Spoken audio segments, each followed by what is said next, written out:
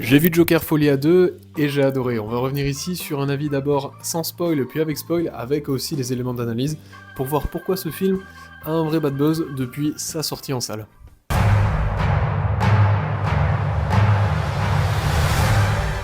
On commence d'abord par la partie sans spoil. Mon avis très clair et assez synthétisé sur Joker Folie à 2, c'est que c'est un excellent complément au premier film, et que si vous avez aimé le premier, je pense que vous allez adorer le deuxième. Peut-être un peu moins que le premier, mais en tout cas, il se base énormément sur le premier, donc il est très très bon. Bon, pour ce qui est de l'histoire sans spoil, c'est assez simple, hein. On reprend les événements du premier film. Arthur Fleck, qui est donc une personne très traumatisée, très troublée, suite à des choses qu'il a pu vivre dans son enfance, et au fait d'être complètement ignoré par la société, va finir par créer un effet papillon en créant en fait le Joker. Lui, il voulait juste être un humoriste et il va finir par commettre l'irrémédiable quand il se fait attaquer, donc c'est-à-dire commettre des meurtres.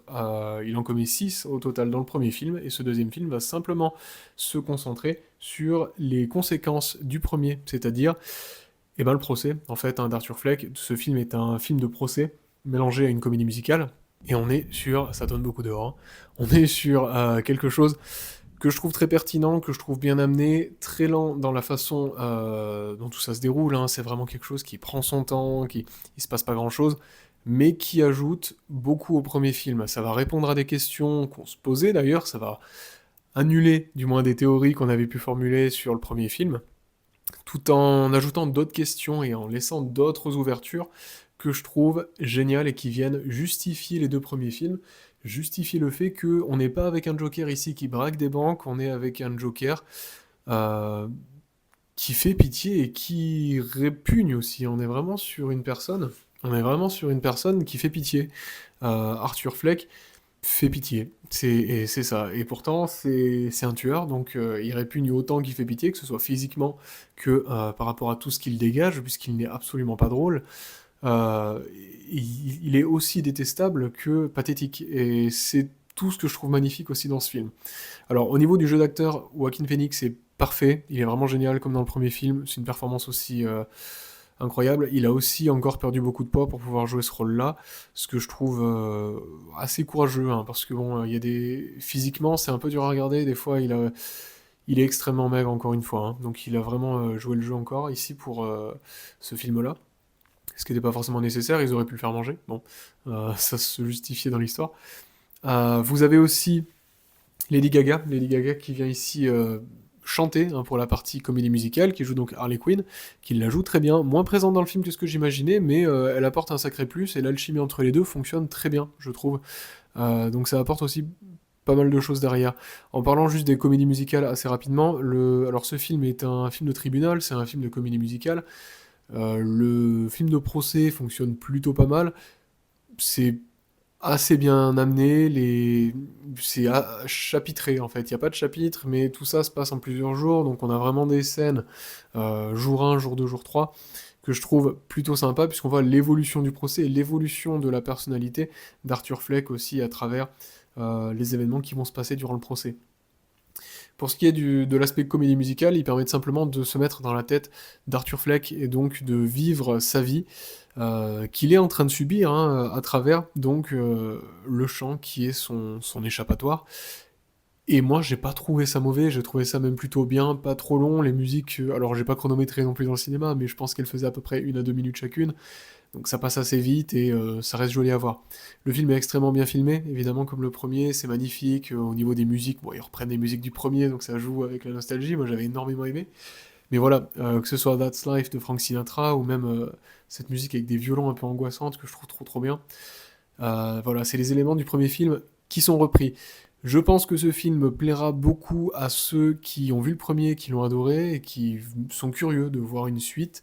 Mais ne vous attendez pas à voir le Joker de Heath Ledger, c'est absolument pas ça. On est toujours sur un Arthur Fleck qui n'a pas envie d'être actif, qui est complètement passif, euh, et qui se retrouve à se demander s'il est ou pas le Joker. Ce que j'ai trouvé hyper intéressant, puisque Todd Phillips vient parler de santé mentale, il vient parler aussi des conditions dans lesquelles les personnes sont internées, que ce soit dans les hôpitaux psychiatriques, dans les asiles ou dans les prisons. Donc il parle aussi du système carcéral, de la peine de mort, il y a plein de choses, plein de thèmes hyper intéressants qui sont développés ici. Donc voilà, c'est un film qui, d'après moi, ne mérite pas tout le bad buzz qu'il emmène derrière. Je pense que ce bad buzz est justifié par des attentes irréalistes par rapport à ce qui a pu être annoncé, et pourtant le produit final, Joker 2, n'est que la suite du Joker 1, ce qui est assez logique, on est sur le même ton. Donc si vous n'avez pas aimé le premier, vous gardez votre argent, je pense que vous allez gagner 2h30 et possiblement entre 10 et 15 euros en plus.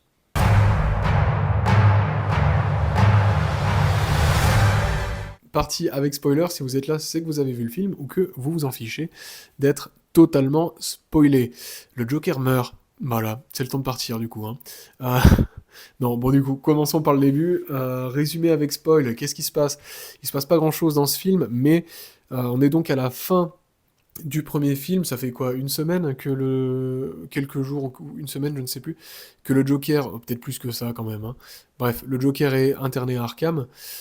Euh, il dit rien, il est vraiment bloqué dans ses pensées, ne se confie pas, il est totalement muet. La scène d'ouverture est hyper intéressante, d'ailleurs on a une scène en style Looney Tunes qui va vraiment jouer sur la dualité Joker-Arthur Fleck, où Arthur Fleck est l'ombre du Joker, ce que j'ai trouvé hyper pertinent, puisque c'était le cas dans le premier film. Hein. Dans le premier film, Joker n'existait pas, enfin, Arthur Fleck n'existait pas, tant que le Joker n'était pas encore là, en vie, donc n'était pas créé et connu par la société.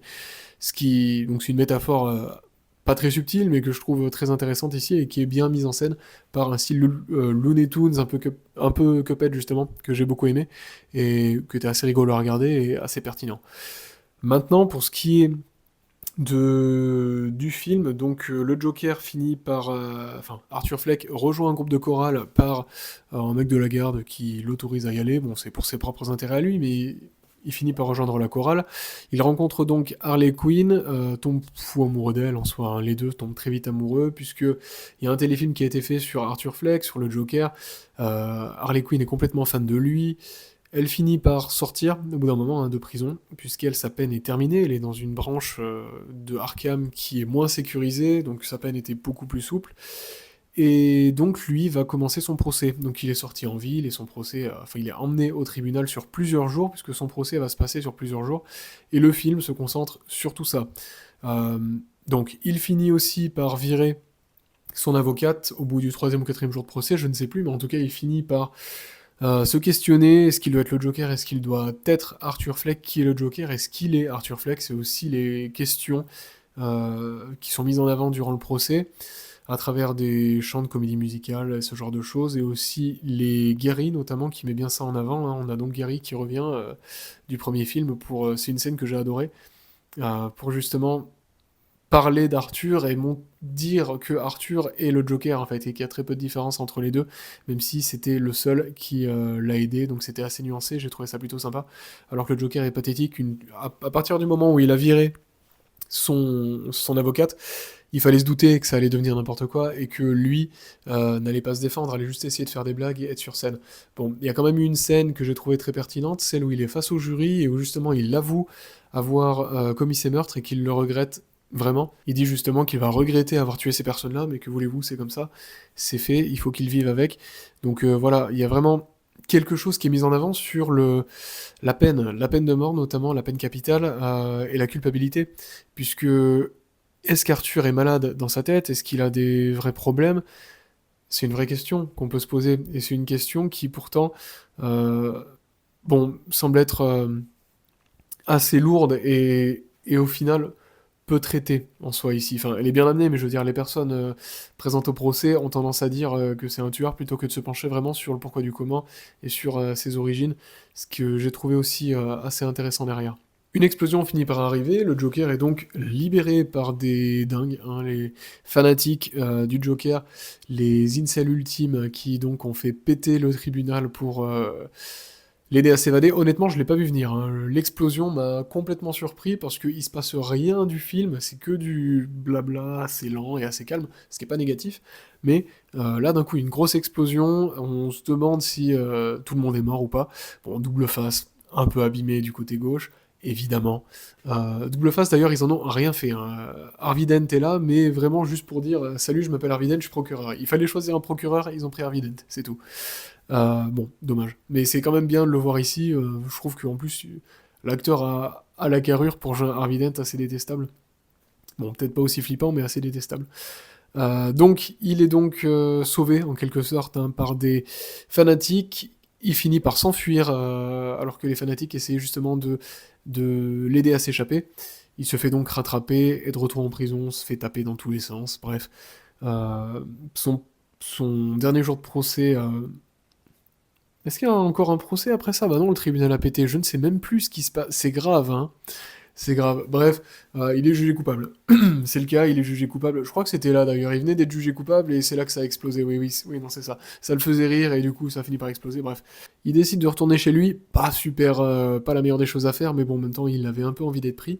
Il tombe sur Harley dans les fameux escaliers. Harley qui lui avait dit qu'elle était justement, qu'elle avait grandi dans le coin, donc elle connaît un peu tout ça, qu'elle a grandi avec lui. Tout ça, c'est des mythos. Il l'a appris par je crois que c'est son avocate qui lui avait dit que c'était n'importe quoi, que c'était quelqu'un, son père était médecin, qu'elle s'est fait interner pour le rencontrer, en gros, hein. Ce qui est assez intéressant. Est-ce qu'Harley Quinn existe? Je pense pas. Moi, je pense que la personne existe dans l'univers, mais que il s'invente une relation avec elle, il la voit en fait, hein, comme il avait fait avec la voisine dans le premier film, qui d'ailleurs vient témoigner. Donc il la rencontre sur ses escaliers et elle lui dit simplement que c'est fini entre eux parce que Arthur n'est plus le Joker, Arthur s'est en quelque sorte soigné, puisqu'il a avoué avoir tué ses hommes et il le regrette amèrement. Il a juste envie de commencer une nouvelle vie sans le Joker, ce qui est extrêmement triste, mais à partir de là, on sait ce qui va se passer, on se doute bien que Arthur Fleck ne peut pas vivre, en fait, hein.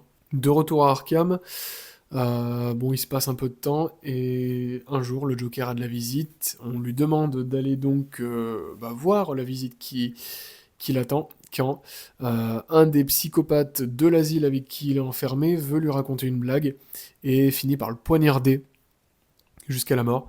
Et pendant que Arthur Fleck se vide de son sang au sol, et qu'on a un gros plan qui zoome sur Arthur Fleck qui se vide de son sang, on entend et on voit du coin de l'œil ce type qui vient de le tuer en train de s'ouvrir les joues pour justement se creuser un sourire, tel le Joker de Heath Ledger. Et moi, c'est cette scène-là qui, je pense, fait tout le film. Ce que je veux dire par là, c'est qu'on a une justification pour les deux premiers films, en fait, juste avec cette scène-là. Puisque ça vient justifier, dans un premier temps, le fait que Bruce Wayne, dans le premier film, est jeune. Bruce Wayne, dans le premier film, je rappelle, a même pas 10 ans, hein, quand le Joker va le voir, avec une scène très creepy d'ailleurs. On se dit, mais il est quand même super vieux, ça veut dire que quand Batman sera Batman, le Joker sera genre aura la soixantaine, bon, ça peut faire un Arkham City, mais c'est un peu étrange. Bon, non, du coup, hein, on se doute que le Joker ne sera pas Arthur Fleck, mais sera ce type qui est derrière. Ça justifie aussi le fait que le Joker n'est pas le Joker de Heath Ledger ici, mais un pauvre gars pathétique qui fait de la peine. Arthur Fleck, c'est juste un pauvre gars traumatisé qui a commis l'irréparable parce qu'il est fragile, c'est tout, parce qu'il est fragile et rejeté, et que il est beaucoup trop fracturé. Et il est complètement passif, donc ce n'est pas le Joker qui va braquer des banques, c'est ce que beaucoup de gens ont, je pense, pas aimé dans le premier film et dans le deuxième, mais c'est juste pas ce Joker-là. Ce Joker-là, c'est celui qui devait arriver, en tout cas, et qui arrivera dans un futur hypothétique, mais à mon avis ça n'arrivera jamais, mais voilà, c'est celui qui a pris le flambeau, en tout cas. Et c'est là que le film est magnifique, je trouve, parce que Joker 1 et 2 ne sont qu'en fait une introduction au Joker.